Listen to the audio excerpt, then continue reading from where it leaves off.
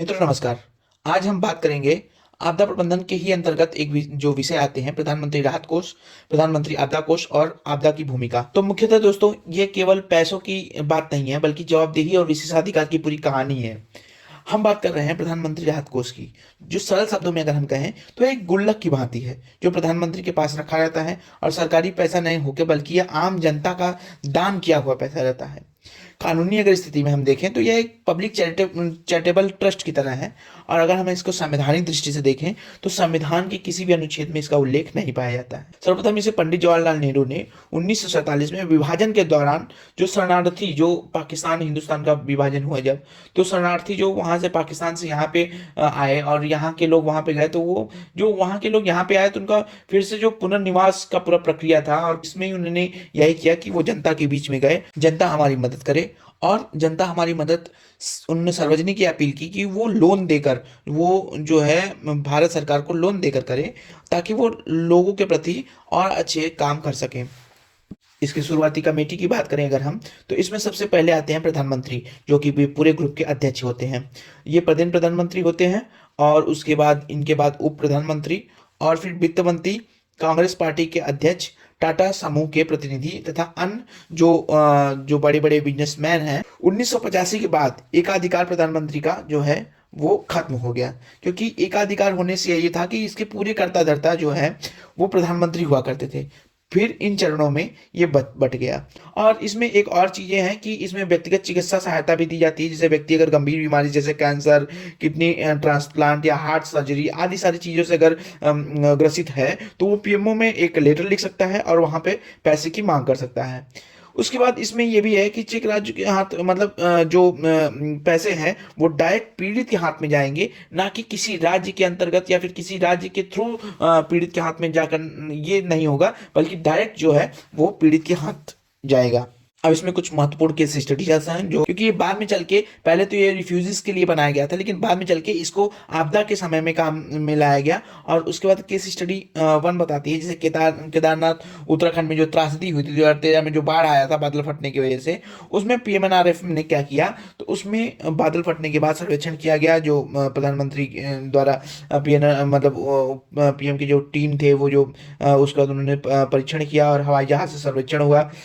तो इसमें भी वही हुआ था कि मृतक को 2 लाख रुपए और घायलों को 50,000 रुपए देने की घोषणा की गई थी। पर हकीकत में देखा जाए तो हकीकत में जो उन्होंने क्या किया कि इसमें एक नियम था कि जो जो भी पैसे जाएंगे वो किसी बैंक के अकाउंट में जाएंगे या फिर चेक द्वारा दिया जाता था। तो उससे पीड़ित, अब उनके पास तो उस समय जब बाढ़ आई है उस समय मान लीजिए वो कहाँ बैंक में जाएंगे, कैसे वो पैसा निकालेंगे, इसलिए ये सब चीजें जो है वहां पे प्रॉब्लम करती थी। तो कुछ समाज कार्यकर्ताओं ने, कुछ जो वहां पे लोकल लोगों ने, उन्होंने ये शिकायत दर्ज कराई अपनी। उन्होंने प्रशासन से जाकर कहा कि जो हमें ये जो राहत सामग्रियां हैं अगर ये मिल जाए, खाने पीने को मिल जाए, खाने पीने के पैकेट मिल जाए और अगर हो सके तो कैश में अगर पैसे मिल जाए तो ही हम लोग का भला हो सकता है। बाकी हम एटीएम यहाँ पे, या फिर अगर बाढ़ में फंसे हुए हैं या फिर कहीं भी आपदा आई है, भूकंप आया है, उसमें आप एटीएम और ये सब कहाँ ढूंढेंगे। तो इसलिए भी काफी सारी प्रॉब्लम होती थी और इसके लिए उन्होंने जाके प्रशासन से शिकायत की। पर इसका नियम, कुछ कायदा नियम था जिसकी वजह से ये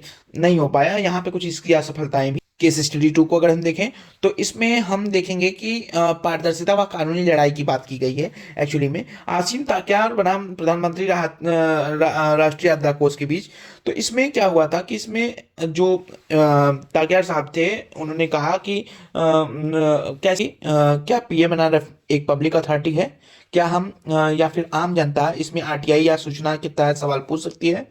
एक जज ने, जो जस्टिस रविंद्र थे, उन्होंने कहा कि हाँ किया जा, सार्वजनिक है ये और इसमें किया जा सकता है, आरटीआई मांगी जा सकती है। पर सुनील गौड़ ने कहा कि नहीं नहीं, ये प्राइवेट संस्था है, इसमें नहीं मांगी जाती सूचना।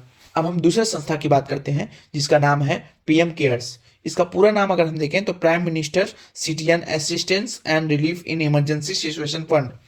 इसकी स्थापना हुई 20 मार्च 2020, कोविड के जस्ट बाद। इसमें मुख्यतः यही था कि जो पिछले, अगर हम पीएमएनआरएफ में देखें तो उसमें उसका सर्व प्रधानमंत्री होता था, जबकि यहाँ पे उसको बांट दिया गया है। इसका अध्यक्ष तो प्रधानमंत्री ही होता है, लेकिन इसके सदस्य जो है वो ऐसे बांट दिए गए हैं कि जैसे रक्षा मंत्री, गृह मंत्री, वित्त मंत्री और इसके अलावा 3 और प्रतिष्ठित व्यक्ति जो नामित किए जाने का इसमें प्रावधान किया गया है। इसमें फंडिंग के स्रोत कहाँ से आएंगे, तो वो वही पुराना फंडा इनका है कि वो जनता द्वारा लिया जाएगा और जो कंपनियां हैं वो स्वेच्छा से दान कर सकती हैं। इसमें एक और फायदा मिलता है कि इसमें CSR मिल जाता है, कोऑपरेटिव सोशल रिस्पॉन्सिबिलिटी। यह मान लिया जाता है कि जो बड़ी बड़ी कंपनियां अनिवार्य रूप से समाज सेवा के लिए पैसे इसमें जो खर्च करती हैं, जो राज्य सरकारों के लिए होता है, तो उसको भी इसमें जमा किया जा सकता है। अगर हम बात करें केस स्टडी की, तो इसमें एक मुद्दा सामने आया था वेंटिलेटर खरीदने की गुणवत्ता की। तो PM केयर्स के 200 करोड़ रुपए खर्च कर देने पे 50,000 मेड इन इंडिया वेंटिलेटर खरीदे गए। विवाद आई मुंबई के JJ अस्पताल से और पंजाब के फरीदकोट मेडिकल कॉलेज से। उनकी रिपोर्ट ये थी कि जो इसमें वेंटिलेटर आए थे उसमें सॉफ्टवेयर ग्लिच और ऑक्सीजन प्रेशर की समस्या और आदि सारे सिस्टम में फॉल्ट आने लगे और उसकी वजह से यहाँ पे थोड़ा विवादित मुद्दा इसको उठाया गया। दूसरा केस स्टडी अगर हम देखें तो वही पुराने की तरह इसमें भी वही चीज़ आई थी। साम्या गंगवाल बनाम PMO ये चला था। उसमें यही मुद्दा था कि क्या प्रधानमंत्री केयर्स जो है उसमें हम RTI डाल सकते हैं, हम उनसे सवाल पूछ सकते हैं कि वो पैसे कहाँ से आ रहे हैं, कितने खर्च हो रहे हैं, क्या हो रहा है। तो उसमें भारत सरकार सीधा सीधा मना कर देती है कि नहीं, हम सरकारी तौर पे कोई आपको रिपोर्ट नहीं या फिर कोई जवाब नहीं दे सकते हैं। अब हम बात करेंगे आपदा की भूमिका। तो आपदा की भूमिका में हम देखेंगे, पहला वेदना प्रकट करना। आपदा की सबसे बड़ी भूमिका यही है कि वह समाज के हाशिए पर खड़े लोगों की, मतलब जो एकदम समाज से कटे, जो समाज के एकदम सबसे वंचित वर्ग हैं, जिसके पास उतने पैसे उतने नहीं, सबसे गरीब वर्ग जो है उनको ज़्यादा चोट पहुंचाती है इन कंपेरिजन टू जो अमीर लोग हैं, जो थोड़ा विकसित लोग हैं उनको। उसके बाद इसकी दूसरी अगर हम बात करें तो मनोसामाजिक आघात। आपदा केवल घर ही नहीं तोड़ती, वह इंसान का मनोबल भी बहुत बुरी तरीके से तोड़ देती है। इंसान फिर से दोबारा कैसे अपना पुनर्निर्माण करेगा, पुनः फिर से अपना घर बसाएगा। इसलिए इन सारी चीज़ों को समझने के लिए सरकार को एक अच्छा कदम उठाना चाहिए। हालांकि इसमें जो सोशल वर्कर्स होते हैं वो बहुत अच्छा काम करते हैं, परंतु इसमें सरकार को भी अपनी भूमिका निभानी चाहिए। आपदा एक सकारात्मक भूमिका यह भी है कि यह समाज को जोड़ने का काम करती है। जब प्रशासन फेल हो जाता है तो पड़ोसी ही पड़ोसी का काम आता है। इसमें हम समुदाय का लचीलापन या फिर इसको लचीलापन कह सकते हैं, क्योंकि जब जब सरकार या प्रशासन की NDRF की जो टीम होती है वो जब लोगों को भीड़ से निकालती है तो कुछ लोग उनके घरों जैसे कहीं अगर बाढ़ आ गया तो उनके घरों को साफ करते हैं साथ मिलकर, और उनके साथ काफ़ी सारा उनकी भावनाएं को फिर से उनको पुनर्निर्माण करने के लिए, उनको घर बसाने के लिए फिर से प्रेरित करने के लिए उनके पड़ोसी ही काम आते हैं। आपस में मिलजुल कर फिर से वो अपने चीज़ों को बसाते हैं। तो हमने 2 संस्थाओं को जाना, एक हमने जाना prime minister national relief fund PMNRF को, और दूसरा हमने जाना PM केयर्स। बहुत बहुत दिल से आभार। आप इसी तरीके से हमारे चैनल पर बने रहें और हमारे YouTube चैनल को सब्सक्राइब कर लें, क्योंकि इससे भी अच्छे अच्छे कंटेंट अब यहाँ पे आपको मिल जाएंगे।